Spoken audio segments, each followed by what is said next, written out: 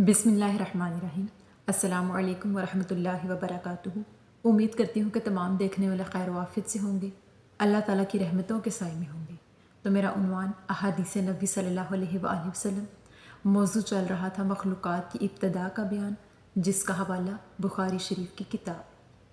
تو آج کی حدیث ہے کہ صحابی حضرت ابو ہریرہ رضی اللہ تعالیٰ عنہ بیان کرتے ہیں کہ ایک مرتبہ گروہ انبیاء میں سے ایک نبی کسی درخت کے سائے تلے آرام فرما رہے تھے کہ انہیں کسی ایک چیونٹی نے کاٹ لیا، تو انہوں نے حکم دیا تو ان کے حکم کے مطابق ان کا ساز و سامان وہاں سے اٹھا لیا گیا، اور پھر انہوں نے حکم دیا تو ان کے حکم کے مطابق اس چیونٹیوں کے پورے چھتے کو جلوا دیا گیا۔ تو اس پر اللہ تعالیٰ نے ان کو وحی بھیجی اور فرمایا کہ تمہیں تو صرف ایک چیونٹی نے کاٹا تھا، میں سب کو ہی جلا دیا۔ اس حدیث مبارکہ کی وضاحت یہ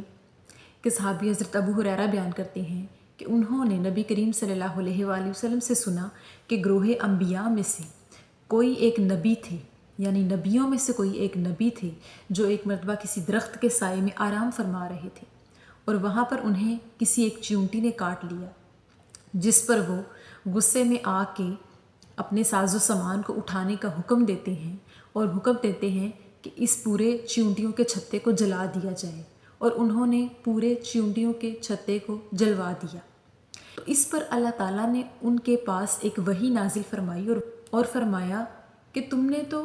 سارا چھتا ہی جلوا دیا، جبکہ تمہیں تو صرف ایک چیونٹی نے کاٹا تھا۔ تو اس حدیث مبارکہ سے یہ ثابت ہوتا ہے کہ جو جاندار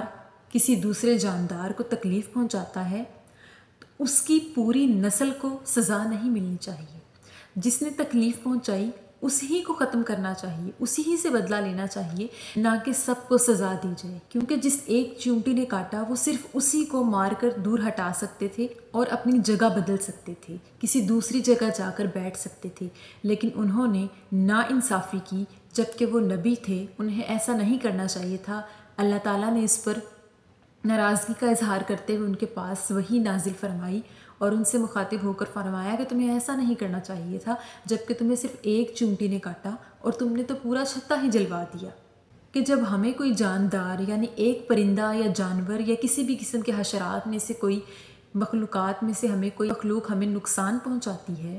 تو ہمیں صرف اسی پر بدلے میں حملہ آور ہونا چاہیے یا اسی کو دور کرنا چاہیے، نہ کہ اس کے پورے گروہ کو ختم کر دینا چاہیے۔ اگر کسی انسان کو کوئی جانور یا پرندہ یا کوئی حشرات میں سے کیڑے مکوڑوں میں سے کوئی نقصان پہنچا رہا ہے تو بدلے میں سے اسے مار سکتے ہیں یا اسے ختم کر سکتے ہیں یا اپنے سے دور کر سکتے ہیں یا اپنی جگہ تبدیل کر سکتے ہیں۔